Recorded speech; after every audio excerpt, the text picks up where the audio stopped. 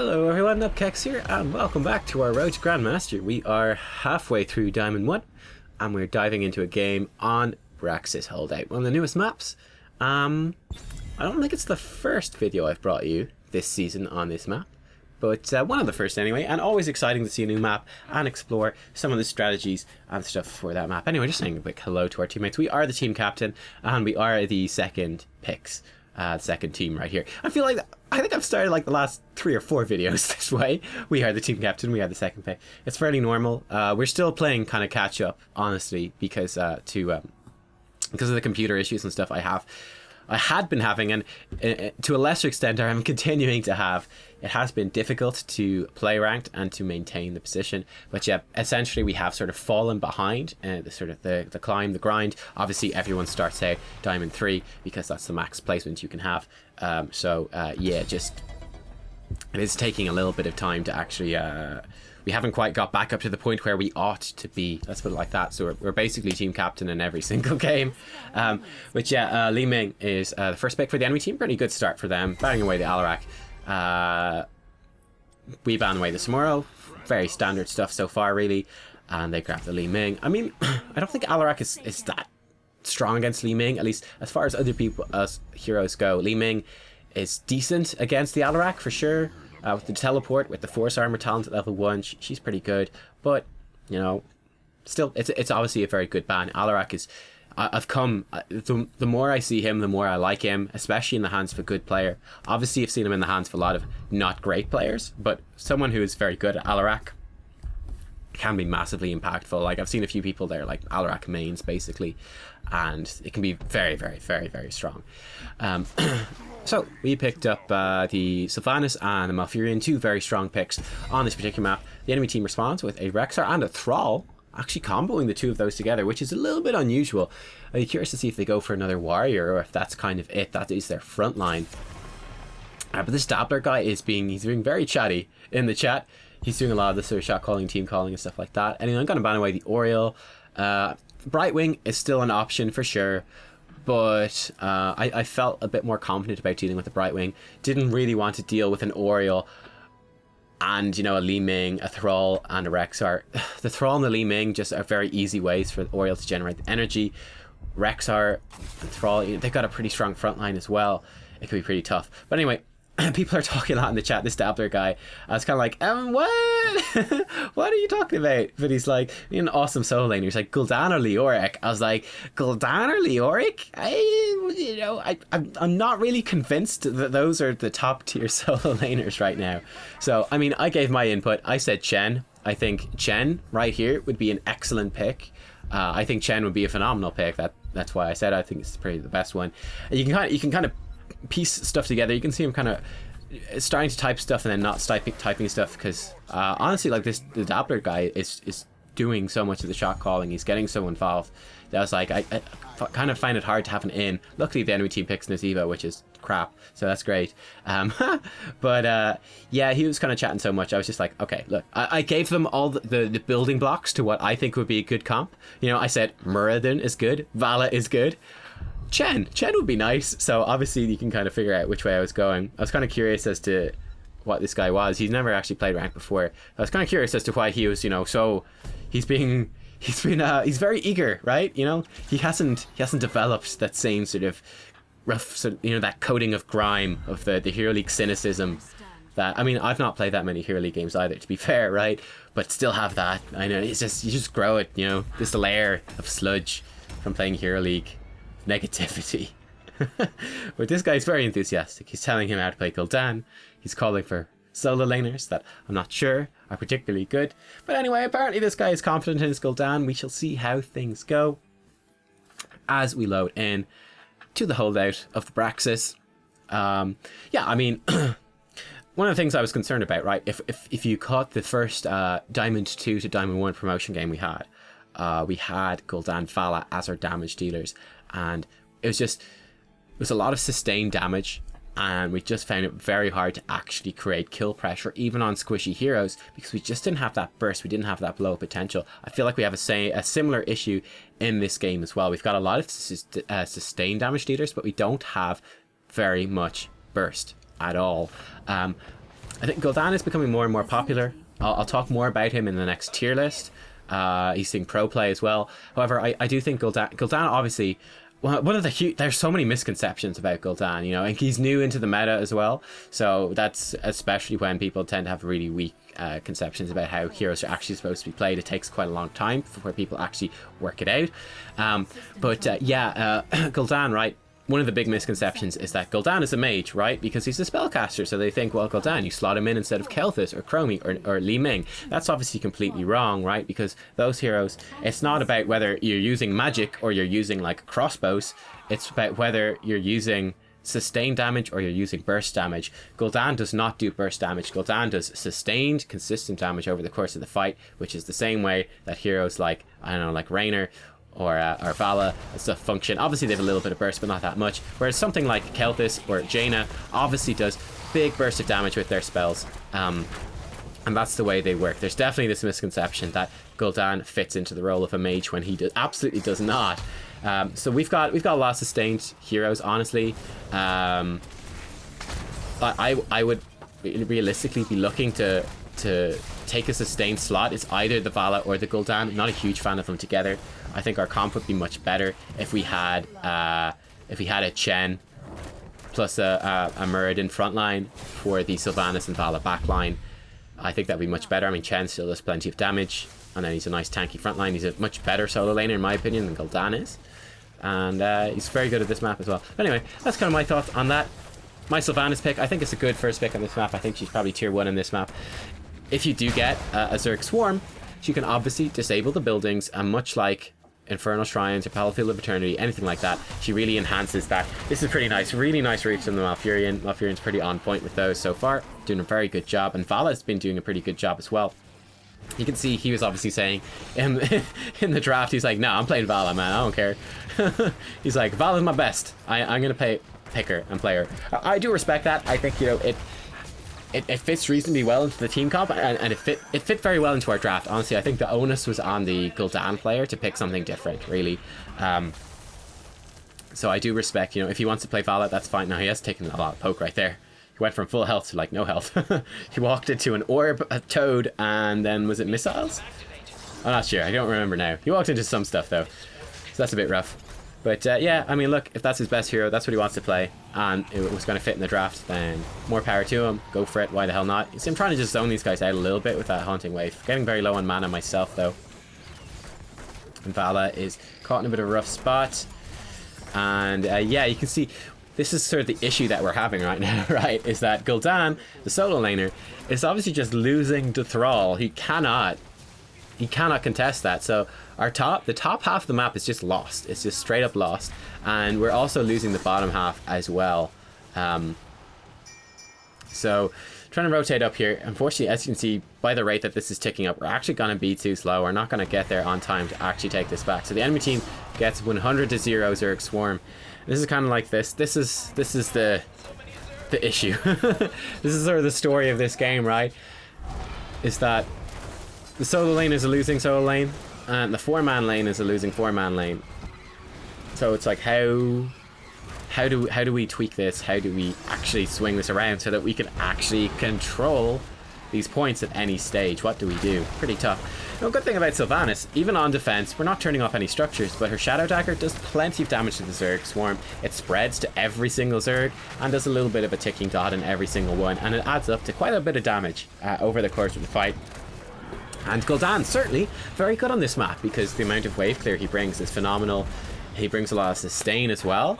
So he's certainly not a bad pick on this map. Don't mean to say that at all. And I do think he's actually stronger as a hero than I had anticipated. But I think, given the composition we had, I don't think it really fit too well. But anyway, that's life. It looked like Malfurion wanted to take these, so I'm happy to just join him and pick these off. I was kind of more intending to wait until level 7 to pick those up.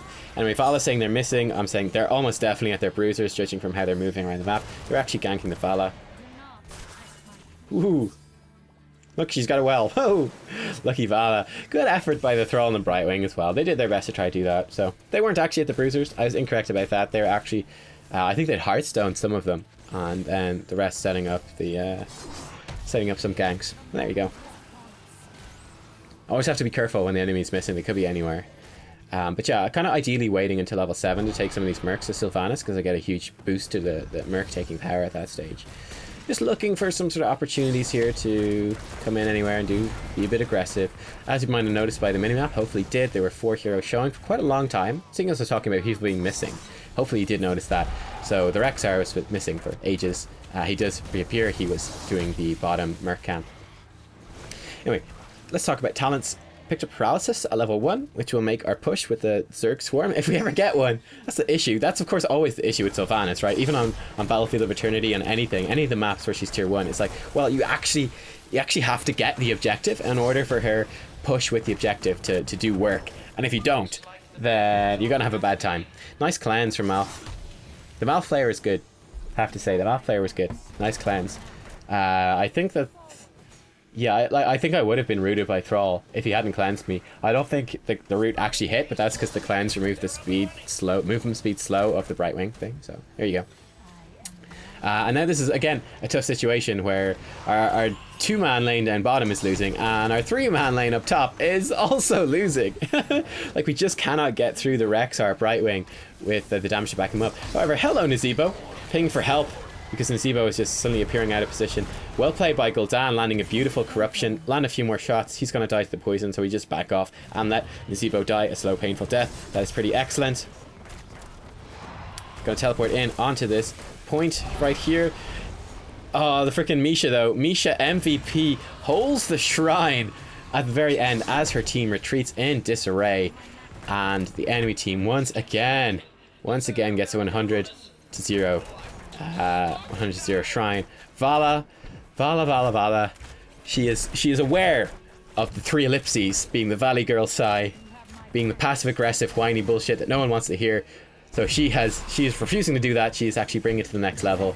That was a very nice combo by them, honestly, and a misplay from me as well, honestly. Pretty bad. You see, it was nice work, but yeah, the Brightwing threw out the Q. Then I basically brain overload between juking the Q and juking the Misha. Got caught by the Misha, followed up beautifully by the Polymorph. During that, wasn't able to activate the Haunting Wave, and that's pretty tough. That's really the strength of Rexar. One of the big strengths of Rexar that people don't realize is that the Misha's stun, the charge from Misha, is a really long stun. I think people don't realize, because when it was just like a relatively average stun, I guess, when she was first added to the game. But then they nerfed a lot of the other stuns, quite substantially. A lot of the other crowd control effects, a lot. Whereas the Misha one is still just as good as it's always been. I'm pretty sure it's still very good anyway. And it's an AoE stun. It's on a short cooldown. But yeah, it's a longer stun than you expect. And it can be relatively easy to hit during a team fight on multiple people. And that can have a large impact. It's part of why Rexar is so good. It's not just the fact that, you know, he gets great like point control with Misha. And is a great solo laner. And Merc doer and all that stuff. But yeah, level 10 for the enemy team. We're about to hit level 10 ourselves, which will help us actually take control of the map a little bit more. This is a little bit risky. Letting Murden face check first. Malf wants to take the mercs. That is fine with me. Yeah, Paralysis at level 1 to help our push. Picked up Lost Soul at level 4. So whenever our Shadow Dagger, our W, spreads to an enemy hero, it will reduce the cooldown of the Shadow Dagger. This will massively increase our poke with the Shadow Dagger. Also massively increase just our damage in general, right? In a team fight, it's going to be very useful. We're going to be able to basically poke someone down. You know, if the whole enemy team is there and the Shadow Dagger spreads to the whole enemy team, we're going to be throwing them off just like crazy, like clockwork. There's going to be go. Shadow Daggers for days. It's going to be very useful, actually. And that's kind of the plan right there. It's also going to synergize very well with the talents we take later on. This is basically my standard Sylvanas build I take in every game, by the way. Then Barb Shot at level 7 makes our Q, our Withering Fire, do a ton of bonus damage to minions, mercs, and monsters. It's going to help us basically clear up these, do mercs much easier, clear minion waves much easier, and deal with Zerg swarms much easier. Very, very nice talent, and also going to combo very well with something I'm going to take later on, so pretty good. Pretty good.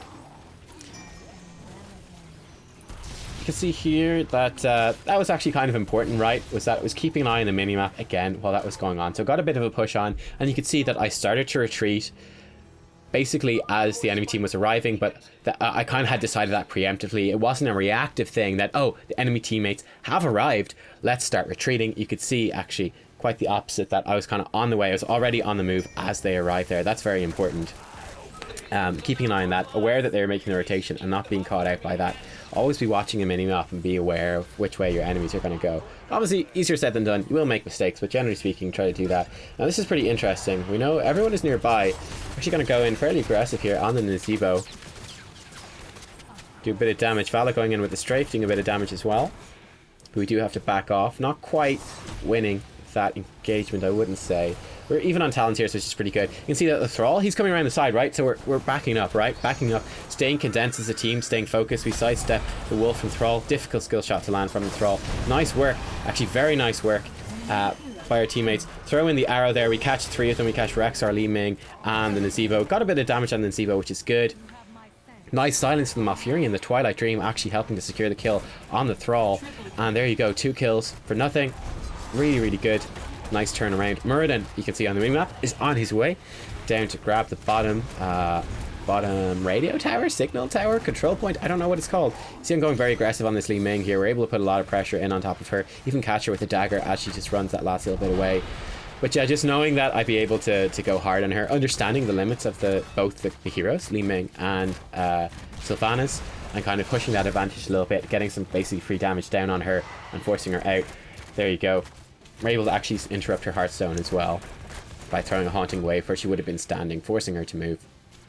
And that's pretty good.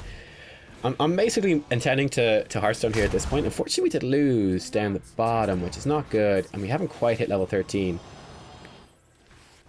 But yeah, I just grabbed the regen globe purely to deny it. We know that Rexar is obviously trying to collect them. Unfortunately, our teammates are dying down the bottom. So that sucks.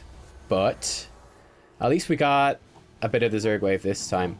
I was going in to try to fight the Li Ming, but Nazebo, this is like Nazebo's favorite way to run on this map. It's twice we found him at the exact same point, running up through our side of the map past our mercs. So he's going that way again. He just loves going that way. He lies awake at night dreaming of running. He lies awake dreaming. He does that though. That's what he does. He's really into it. So much so that he's able to do that. He does that though, thinking of moving that way through Braxis holdout. He has a poster of it on his wall. He looks at it, stares at it. On his roof, on the ceiling. Not the roof, on the ceiling. He probably has one on his roof as well. On the ceiling, above his bed. That's the way he rolls. You can see here, they're calling for me to go top. I'm just going to take out this fort, basically, for free. Unfortunately, Muradin dies again. But yeah, you can see I kind of timed it out right there with my, using my Shadow Dagger and then Hearthstoning. That basically the fort would die just about at the same time that it ran off. So even though it was on full health, I knew that with the speed it was going to be killed, that we would be able to take it out that way and would be pretty good. You can see I'm using my Windrunner, level 13 talent here, and sidestepping stuff, and being pretty aggressive as well in my positioning and trying to push these guys back. So that did obviously not work out as well as I had planned. The plan was that I would be able to take out the bottom fort basically for free and have our Zerg swarm still at its full strength, pushing in and pressuring their keep walls and their keep. I thought my teammates would be able to hold out a little bit better than they did. Unfortunately, it didn't quite work. Muradin died very early, and yeah, our keep is almost dead, so that wasn't great, really. But the plan was that it was going to go better. Oh well. Oh yeah, obviously Wailing Arrow, the heroic, best heroic. Level 13 Windrunner is my personal favorite. Obviously Life Drain would work really well on this map because you've got so many Zergs that it could spread to. I assume it's probably like a full HP bar heal if you do pull that off. See, I'm going very aggressive here again. Just putting pressure on these guys, scaring them off. I got the Windrunner to get back out again. So I go in with one Windrunner aggressively, kind of freak them out. And then while they're still freaked out and trying to work out in that sort of split second whether they can attack me or not, I throw the Windrunner in a different direction and then just do a small little hop just to basically avoid any skill shots that they would throw out. And yeah, just a nice little aggressive posturing on the point, put a little bit of pressure in. Windrunner though, it gives you a second free use of Haunting Wave for a short time after you cast the first one, and it refills your Q fully every time you activate Haunting Wave as well. So it's a massive damage increase, massively increases your aggression as well. The damage output on the mercs, this is pretty nasty flank they've got on here. We have a talent tier advantage, of course, which is good, well, at least for a short while. Pretty good Wailing Arrow, if I do say so myself, coming in, catching the enemy team as they're trying to disengage. Throw our Haunting Wave over on top of this Gazebo. He does have, I think, Superstition, which is reducing his ability damage taken by 50%, which is actually pretty good. Actually pretty damn good. I was trying to be fancy there, throw out the Haunting Wave, pick up the regen globe, and teleport to the Haunting Wave. Didn't quite work out in terms of timing, though. But yeah, nice. 3 kills for us. I was considering going for the boss, but we call for the keep. I think that's actually a good call. I think both things are good calls. And actually, as it turns out, with the beacons activate... Beacons, that's what they're called. With them activating right now, this is the better call. So, well played, Malfurion, for calling that. With the Sylvanas, obviously very easy to push in and take out a keep. And there you go. We actually had the first keep of the game. So, well played us. That's awesome. Murden goes in. Well played, Murden. Gets a kill on the Li Ming. Well played whoever else was involved in that. Not me, anyway. I was backing off. Well played by the team for doing that. And now, with the Li Ming dead, this gives us a very good chance of just maintaining complete control of these points and being able to get, hopefully for ourselves, a full Zerg swarm with the enemy team not having any. Gul'dan has rotated up top to deal with the bruiser camp the enemy team has pushing in. We'll see how that goes. You can see it's a pretty big fight down here. Vala going in with the strafe, Murden going fairly aggressive as well. The enemy team going very low, Brightwing included. There you go, Brightwing does go down. You see him going very aggressive with my Haunting Wave and stuff. Unfortunately, the Wailing Arrow cooldown was just coming off as the enemy team basically escaped. So we weren't able to use it in that fight, really. But once again, well played, Malf. He actually picked up the kill. I think it was Malf actually picked up the kill there on the Nazebo.